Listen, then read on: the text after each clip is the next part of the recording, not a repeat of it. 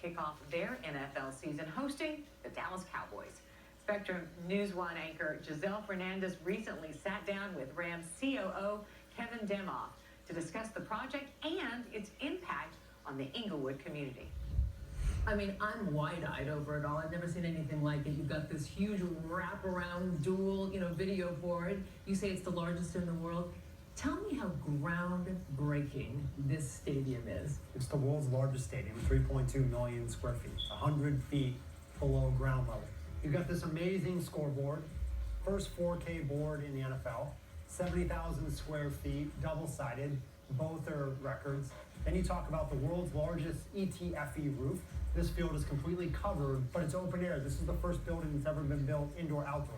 5G stadium, the first stadium ever built with 5G. 30 cameras built in that will show you every replay better than if you were sitting at home. Spectacular food. There is nothing that this stadium does not have, and if it doesn't have it, it doesn't exist. Well, and it's not just the stadium, it's restaurants and residences and a whole NFL media center, right? Right, so 300-acre sports and entertainment district, which the stadium's the heart of. You have a 6,000-seat performance venue for esports and music, a 300-room hotel, close to 1 million square feet of retail, which will be 20 restaurants and bars. It is a city within a city, up to 15 million square feet of development. So it is a project. What we really hope is that this becomes one of the hearts of Los Angeles here, and provide a ton of jobs and opportunity for this neighborhood as well.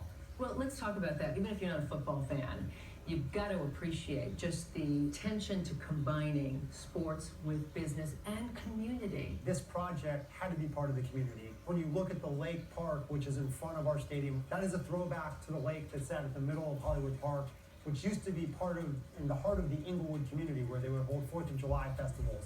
We want this to be the exact same way. This is going to be a great chance for all of Inglewood to be part of this community. That was all very important, so that this felt like a collaboration, not just the Rams and Stan Kroenke and all of us coming in and building this next to the community, really for the community and by the community. LA Times' Nathan Fenno has written about the incredible journey getting this massive undertaking off the ground to its complicated completion. It's nice to see you, Nathan. Thanks, Lisa. Listen, I don't remember a time that people weren't talking about building a stadium here in Los Angeles. So tell us about the genesis of this project and how Kroenke's deep pockets and vision helped make it happen. Yeah, for 2 decades since the Rams and Raiders left the region, there's just been one plan after another to bring the league back to Los Angeles. Renovate existing stadiums, build new ones, you name it, and people have proposed it, but nothing ever came to fruition. That is until Stan Kroenke entered the picture. And with Stan, you're talking about the NFL's second richest owner, and he owns a team, of course. And that's a key distinction. A lot of these other plans, you might have had somebody with deep pockets, but you didn't have somebody who had deep pockets and controlled the team. Stan brought both of those to the table, and then he acquired some land in Inglewood, and the rest is history. How did Cowboys owner Jerry Jones figure in? So Jerry Jones is obviously known as the owner of the Dallas Cowboys. What a lot of folks don't know is he grew up in Los Angeles, about 4.5 miles from the site of what is now SoFi Stadium. So he is a native Angelino, and he's become one of the NFL's most powerful owners, and he was a huge, huge proponent of this plan to build a stadium in Inglewood. It was actually good for the NFL to not have a stadium in Los Angeles for the longest time because they could use it as a threat. Yeah, it became a leverage point, if you will, for the league's other teams. If they wanted to negotiate a better lease, they could just threaten to move to Los Angeles. And since it's such a lucrative market, cities snapped into line and coughed up public money. I love the story about Kroenke when he first sort of realized that this was the perfect location, the racetrack.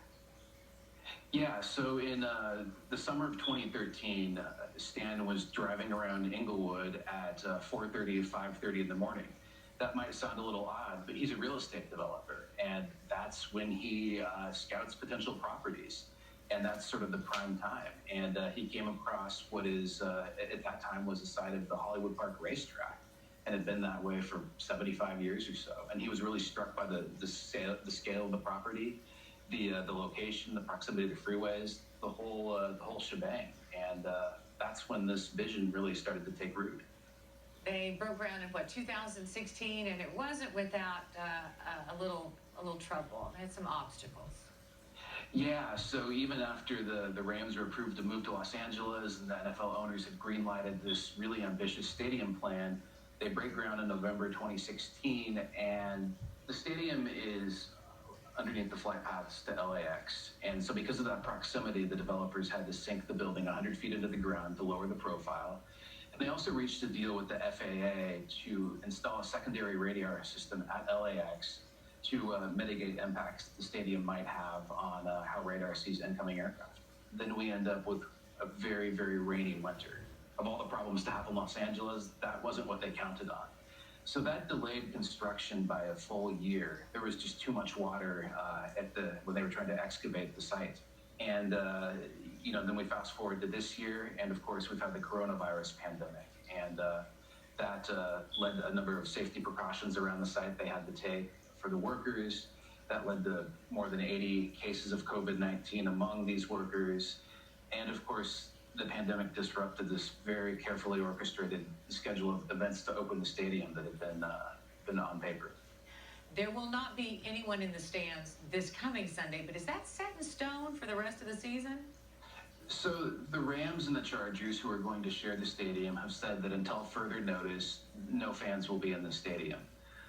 I think we can say, given the restrictions in LA County because of the pandemic, that it would be surprising if fans are going to be in the stands this year. If we're having restrictions on church services, for example, it's difficult to imagine us by the end of the NFL season saying that 70,000 people are going to cram elbow to elbow together inside this building. Nathan, is there any other way that people can see it? Can they just drive up and look from the parking lot?